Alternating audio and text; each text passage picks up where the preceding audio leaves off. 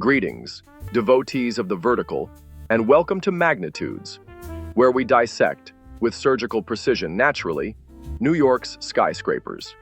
Today, we venture into the academic sanctuary of Morningside Heights to examine a building that attempts.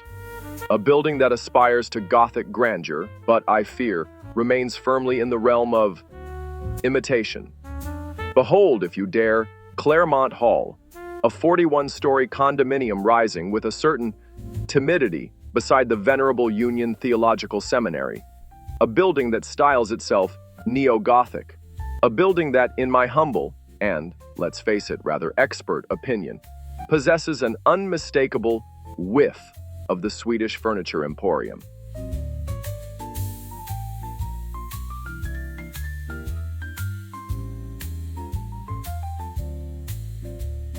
Designed by the ever-consistent Robert A.M. Stern Architects, a firm renowned for, shall we say, reinterpreting the classics.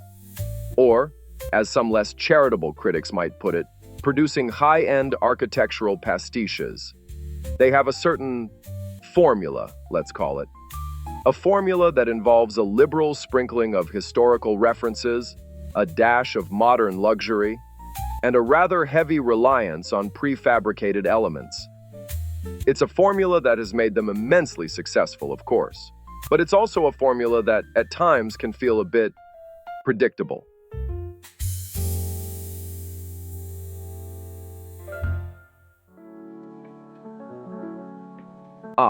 The façade. It wouldn't fool even the most unexperienced eye at the first glance.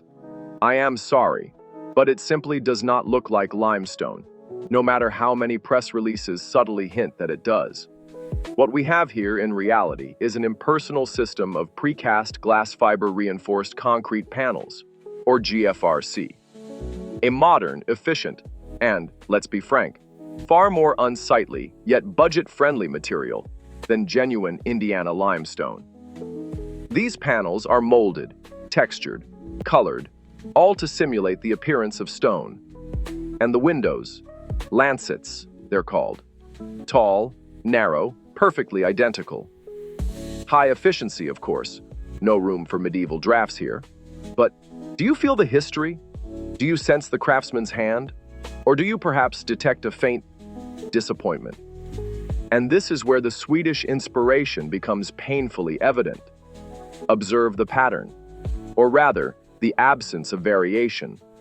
The human eye, you see, is designed to seek out uniqueness, imperfection, the subtle shifts in light and shadow that give a building life. The Gothic masters understood this. They embraced the irregularity of hand-carved stone, the minuscule differences between one gargoyle and the next. Each element, however small, contributed to a rich, complex tapestry. And at Claremont Hall? Well, at Claremont Hall, those details are conspicuously absent. It's not just that the panels are identical, it's that this sameness extends to the entire facade. It's a relentless, unyielding grid, a testament to efficiency, perhaps, but a betrayal of the very spirit of Gothic architecture. It's like comparing a hand-woven Persian rug to a machine-printed doormat. Both cover the floor, but only one tells a story. Now, I have nothing against Ikea, mind you. Their flat-pack furniture serves a purpose. It's affordable, it's functional, it's democratic in its own way. But democracy in design has its limits. Take, for example, their ubiquitous lac table. Perfectly serviceable, utterly unremarkable. Millions of identical units, churned out by machines. Now, contrast that with, say, a handcrafted shaker table. The grain of the wood, the subtle imperfections of the joinery, the patina that develops over time. It's a piece of furniture that tells a story, that embodies the skill and care of its maker. Claremont Hall, I fear, leans far more towards the lac end of the spectrum than the shaker. Of course, Claremont Hall is not entirely devoid of merit. The interiors, predictably, are a parade of contemporary luxury. A wood-paneled library, presumably with books that don't require assembly. A formal dining room. A Gothic swimming pool. Yes, you heard that correctly. And the pièce de résistance for the DIY enthusiast. A craft room. Because what better way to honor the Gothic tradition than by building models? And let us not forget the context.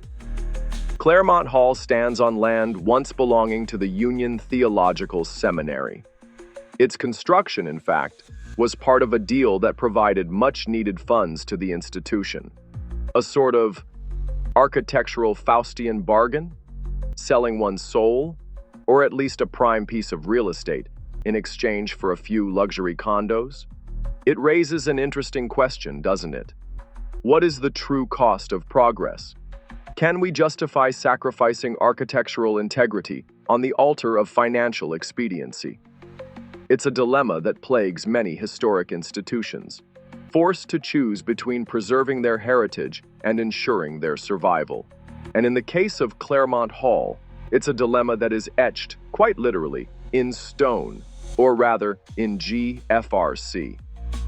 The location is, undeniably, prime, an enclave of history, culture, and actual Gothic architecture. Claremont Hall is surrounded by giants, and regrettably, it falls short. Woefully short. A few blocks down we have Grant's Tomb, an imposing neoclassical structure that, even being neo, has aged gracefully. A building designed to convey respect and solemnity. But more importantly, it was built using traditional materials and craftsmanship. The contrast is remarkable, even jarring. So, what's the verdict? Is Claremont Hall a respectful homage or a cheap imitation? A Neo-Gothic triumph or a colossal misstep? I'm eager to hear your thoughts in the comments. Personally, I believe it's the architectural equivalent of an Ikea Billy bookcase. It serves its purpose. It's perfectly livable. But will anyone fondly remember it in 50 years? One cannot aspire to create a building of great stature and then make it so shamelessly tacky, so obviously off. This skyscraper has all the personality of a mass-produced piece of furniture, useful for its purpose, but unremarkable in its execution. Utterly unremarkable. Right then. Until next time, keep looking up and keep those discerning eyes peeled. Do subscribe. It really is the only way to stay in the loop with all the concrete gossip.